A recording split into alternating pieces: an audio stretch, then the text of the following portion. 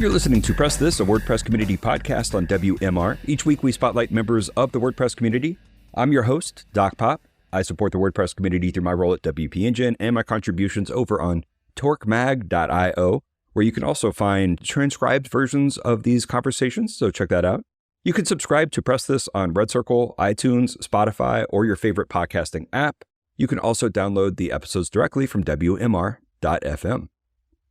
Now, podcasts are amazing because they're just an RSS feed. They are something you can subscribe to and interact with from pretty much any tool. I like Overcast a lot. If for some reason I didn't like Overcast, I could switch over to Apple Podcast or all sorts of different ways to be able to listen to stuff, including even on the web. This week, a bunch of Substackers have been leaving Substack in droves due to moderation policies over at Substack. Now, Substack is a newsletter platform that also has monetization and all sorts of sharing and great tools in there. It kind of helped kickstart a new wave of newsletters, but it's just another reminder of sometimes when platforms own your content, sometimes you're stuck on them or you have to make these difficult decisions. Is it time to leave Substack due to moderation issues? Is it time to stop using Facebook? And this isn't even just over moderation issues. This goes back to Instagram changing an algorithm and all of a sudden photos are not prioritized and it's all about video. Or YouTube changing what types of videos they like. Creators are constantly dealing with this, and marketers are oftentimes kind of at the same whims here too. We make our livings off of sharing podcast or content on YouTube, and every now and then a big change like this, it makes it where, oh man, am I going to have to leave this platform? What's going to happen? Well, this is a really interesting time to have this conversation because Seth Goldstein just published a great article called For Crying Out Loud, Own Your Own Content on his Marketing Junto newsletter. And Seth is going through a lot of the same stuff that I just talked about, so we can get to that later. Seth is a familiar voice in the WordPress podcasting scene, and he's also a digital marketing agency owner with over 15 years of experience, as well as the host of the Entrepreneur's Enigma podcast. Seth, how are you doing today? How's it going, Doc? What's up, Doc? It's going well, man. I'm really glad to have you on here. We've bumped into each other at a few word camps over the years, and we've never had a chance to really have a nice long conversation. Let's kick this off. I just want to know, how did you get into WordPress, Seth? WordPress, how did I get into it? That's a very good question. I think it was 2010. I was hard coding websites. I was getting sick and tired of having to edit them, like finding a period in the HTML copy. And then WordPress had been around for, at that point, I think 4 or 5 years. And I was like, let me figure this sucker out. And I'm like, I jumped in and just kind of fell in love with it, fell in love with the community. I think that's one thing that WordPress has that other CMSs don't have. I mean, Drupal has a good community as well, but WordPress is a very strong and also very opinionated. As anyone who follows, the craziness that's going on in WordPress, there's a very vibrant community around the software, which you don't often find around open source software. I don't feel as much as we do in WordPress. So. And I've been doing it since 2010, just doing the websites in WordPress, and it's been great. I hadn't really thought about the other. I mean, I don't have a lot of experience in open source coding, for instance. I do have experience with other open source CMSs and other tools, audio tools and things like that. But yeah, you're right about the WordPress. We do seem to be very passionate about what we do.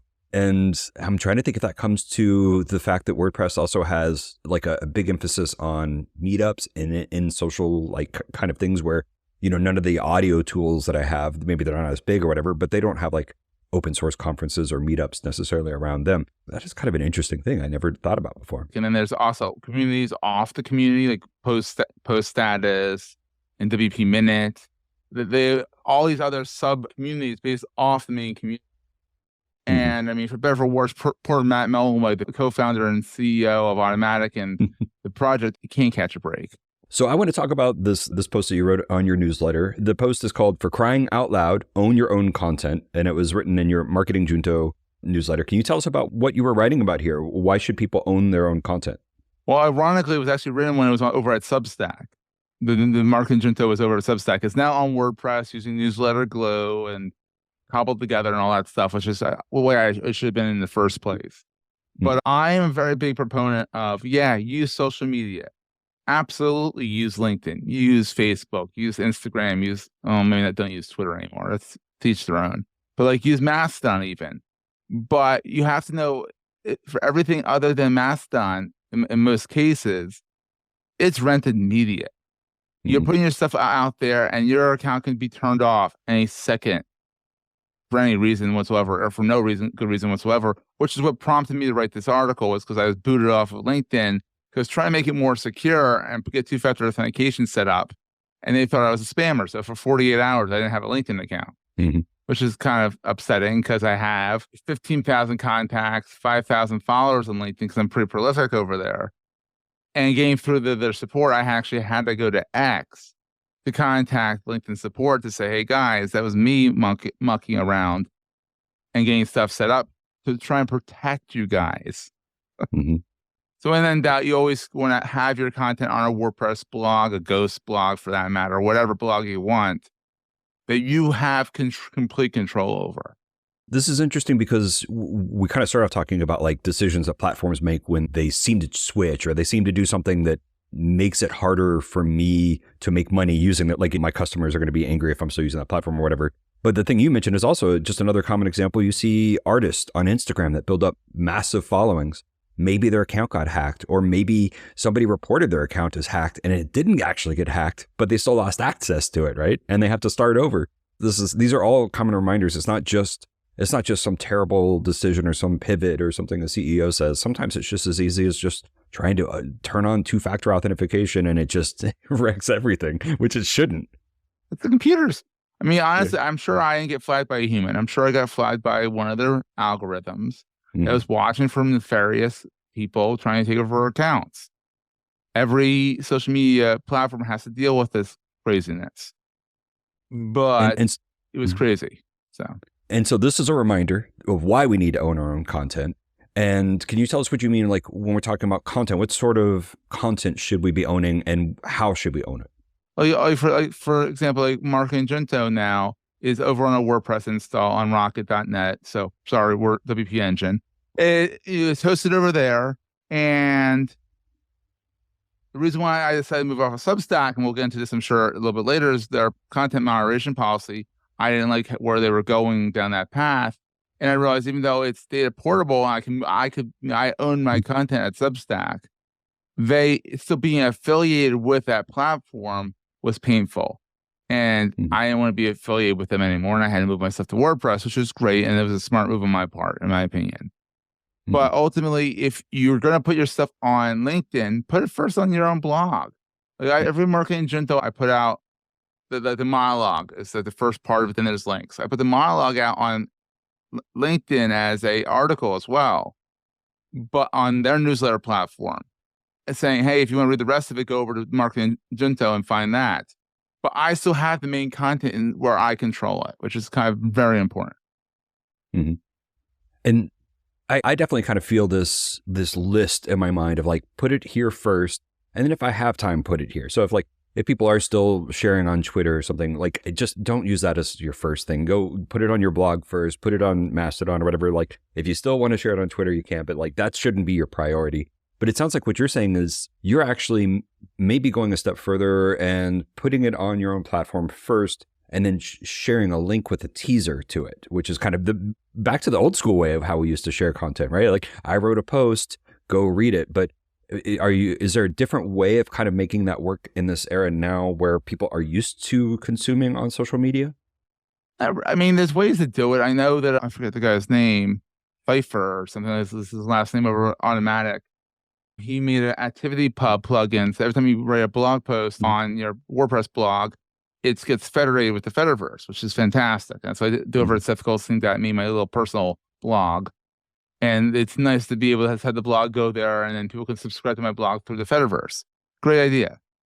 But I really feel it's very important that you do it the old school way, just because you never know when you're going to be booted. And back up your stuff too. Like when it says, hey, you can download your archive, I'd say set a reminder in your calendar and once a month or once every other month, download all your images so you at least have your content. Let's take this as a quick break. And when we come back, we're going to start talking about the tools that we can use to be able to own our newsletters or use the Fediverse to connect to things. So when we come back, we're going to talk about those tools. We are chatting with Seth Goldstein about owning your own content. We'll be back after the short break. Time to plug into a commercial break. Stay tuned for more Press This in just a moment.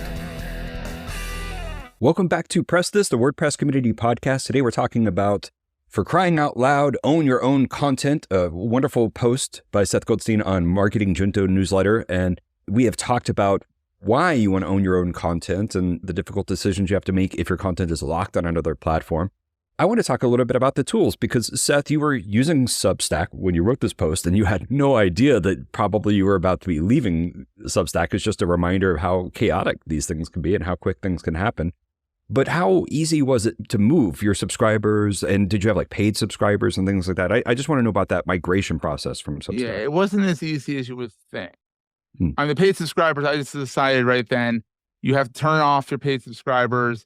They all get a refund for the remainder of their subscriptions, which is a little painful, a little bad for the books, but not terrible.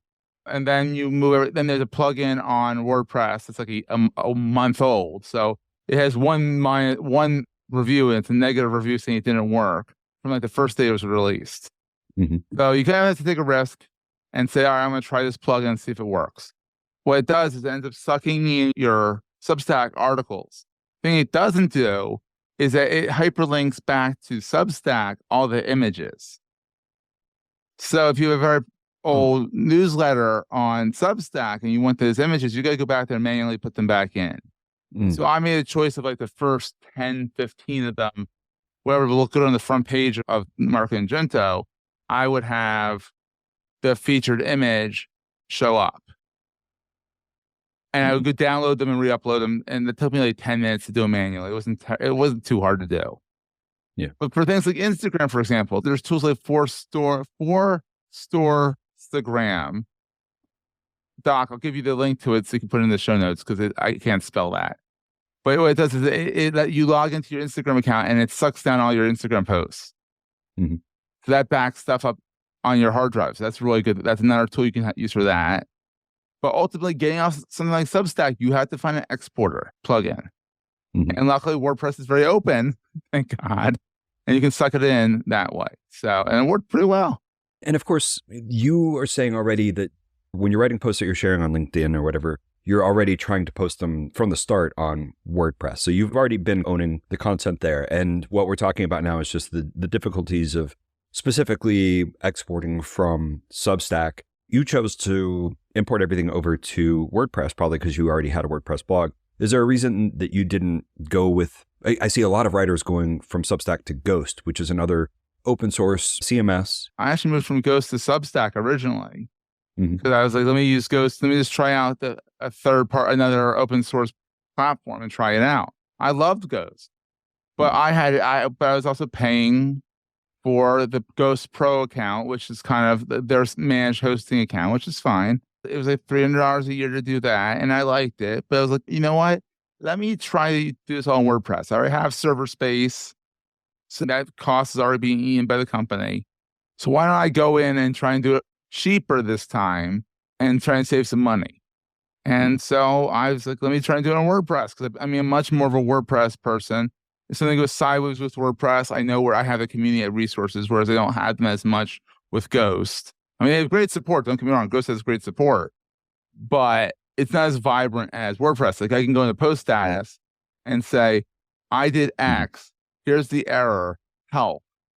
And even big name characters like Doc himself will pop on and say, well, try this. And guess what? It gets fixed. I don't have to wait 24 to 40 hours for a support ticket. I can just get the answer right away. So that was a big proponent for me to go to WordPress. And you're using Newsletter Glue, Leslie Sims' product. I know she's been launching some new stuff kind of related to Newsletter Glue. Are you just using straight up Newsletter Glue to replace? I'm going to move to Mailer Glue. When she launches that, I promised her I'd move to that and beta test the crap out of it. So I would use Marketing Junto as a way to do because I don't need all the features of Newsletter Glue. Newsletter Glue is an immense product. And I'm like, I need something real quick to get in there. And Leslie was nice enough to comp me for a few months a subscription to Newsletter Glue so that I could get things rock and rolling while Mailer Glue was coming out. What Mailer Glue is essentially what is her simpler functioning thing. It still goes through, it'll go through Mailgun or what's the Twilio one? SendGrid. And it'll work just like Newsletter Glue without as many features. When you're doing something like Substack newsletters, you don't need welcome emails and this and that and like transactional emails, this and that. You just need to send your email out. Mm-hmm. So I'm looking forward to moving to that when that comes out. But in the meantime, I'm using Newsletter Glue. And thank you, Leslie, for helping me out. I'd love to talk to Leslie right now about, well, I guess when the next feature comes out about Mailer Glue would be great to get her on there for that. Yeah. So we talked a little bit about the idea of exporting your content from places like Substack. And during Matt Mullenweg's State of the Word, he gave an announcement about the Data Liberation Project, which is going to be about making it easier to export your content from anywhere, including from WordPress, and bring it over to anywhere, especially WordPress, but like anywhere. So he pointed out that if you have a staging site or an old version of WordPress Classic and you need to go to the Gutenberg, being able to export that and import it is already kind of difficult. But I think the big target is folks might want to get off of Wix or Squarespace or something, and they feel locked in. There's not that easy export button that there used to be like on Blogger. It had an export your files, export your site kind of thing. So that data liberation kind of feels like it's very relevant, again, with what's happening with Substack, but also about owning your content. Can you kind of talk about your thoughts on that? Yeah, I think WordPress has always been very liberating and allowing to keep things portable. They keep things to standards and are able to do things like export your stuff from one blog to another and all that stuff. The fact that Matt Mullenweg is saying we need to get this across the board, I think is fantastic. I don't see Wix ever doing that because it's a proprietary system. They say you can export your content, but you can't export the look and feel. Whereas with WordPress and Ghost and all that, you can export the open source platforms. You can export the look and feel as well.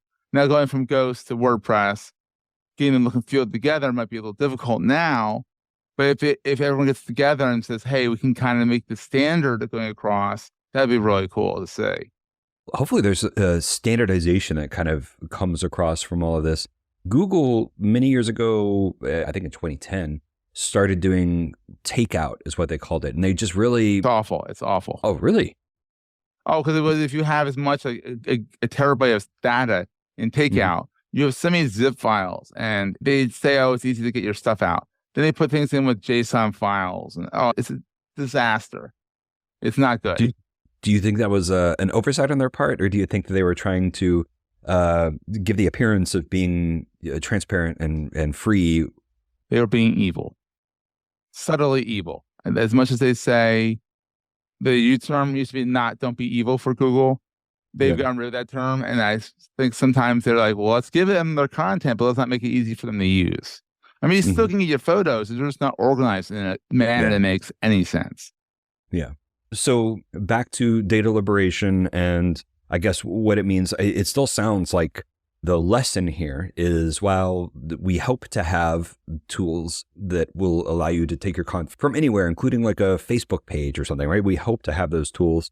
For now, marketers and any content creators should just be assuming that the best place to go is on their own site and then work out from there. Start with a post on your site first, and then share it on other platforms, right? Yeah, or for that matter, if you're going to post stuff on Instagram, start up a Google Sheet.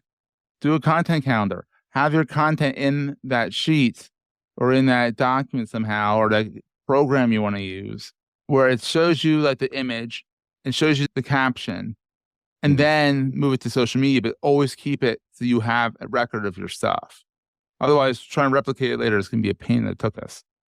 If you are posting onto your own site, as Seth is saying, you should, how can you better send people there and how can you track the progress on that? So when we come back, we're going to get into that. Stay tuned for more.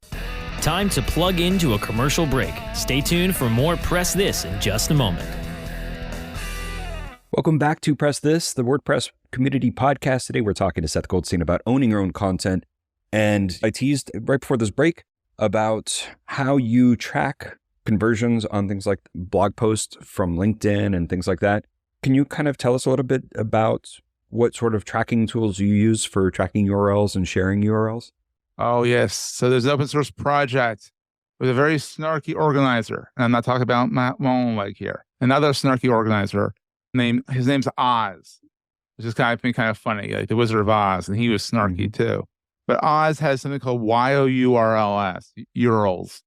Ooh. And it's open source. You throw it on a PHP server and it shrinks your URLs. It gives you some data points on it that allow you to find out like where people are coming from, the countries, the cities, and a little small little analytics package based on the URL shortener. And that's free to use. You just have to get a short domain name, put it up on a SiteGround or WP Engine or wherever. I mean, generally, I would say put this on something that doesn't need to be only WordPress. That's why I said SiteGround, because you can get a shared host, cheap shared host somewhere, and put this up there. And then what I do is I put my podcasts go through this, my newsletters go through this, shrink the URL, and send it out there. You can also use there's shortener plugins for WordPress too that this will shrink it to a shorter URL in WordPress for you to use as well. So is that Pretty Links? Pretty Links is one of them, and there's another one like short something or other. Yeah. Pretty Links does a shortener. So if you already have a short URL for, let's say it's docpop.com, and that's short enough as it is, so you have docpop.com/long blog title. You can do the Pretty Links, click on that, and it gives you a short one that is the same thing as a 301 redirect to the main one, and that can track stuff as well, which is kind of handy. Docpop.com is a chiropractor in Florida. I've been waiting 20 years to try to get that domain, and I was super bummed when his son took over the business. I think I've got a long way before I get docpop.com. I've got docpop.org because I make hardly any money, so I'm nonprofit. So urls.org. YOURLS.org. You know, that is pretty interesting that you're hosting it, because it didn't even occur to me that if it's open source and fully under your control, then obviously you're not going to use Bitly, right? You have to host it though. So this is an interesting way. And then you can set up any domain you want. Do you have like a second domain that's like super shorter, or do you just gmwd.us, which is essentially Goldstein Media Web Design? Clever, huh? But I've had a bunch of URLs out there. So I have SOCL.bz, like social biz.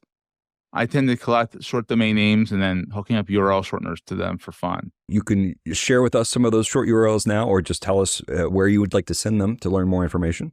Best place to find me is at sethgoldstein.id, as in like identification. Sethgoldstein.id has links. It's kind of my link tree without being a link tree. And I actually used it's kind of a closed service, but whatever. You can export all your data from it. It's card.co. I needed a one pager real fast. And so SethGoldstein.id goes there. You can find me on Alignable. You can find me everywhere, all from that site.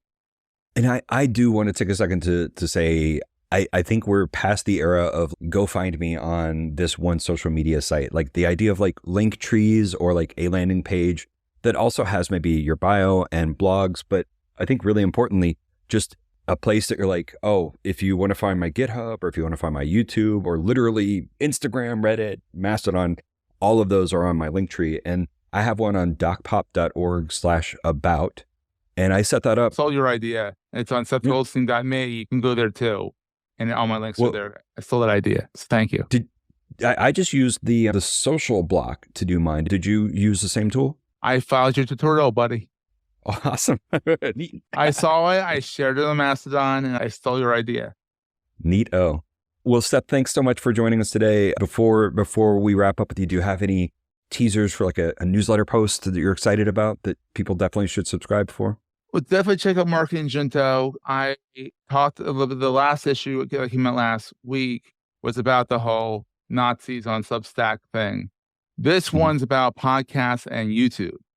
So that should be interesting. Oh, yeah. Yeah, because they're getting into the podcast space, and I don't know if I need to be there or not. I guess I'm gonna have to wait for that issue to come out so I can find out if I need to worry about switching to it or if I can ignore it. It's an interesting take on it. I think it's worthwhile to be there. It's worthwhile to be everywhere, in my opinion.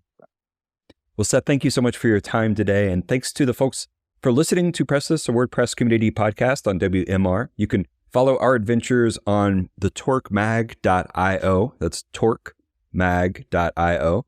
You You can also subscribe to Press This on Red Circle, iTunes, Spotify, or download it directly from WMR.fm.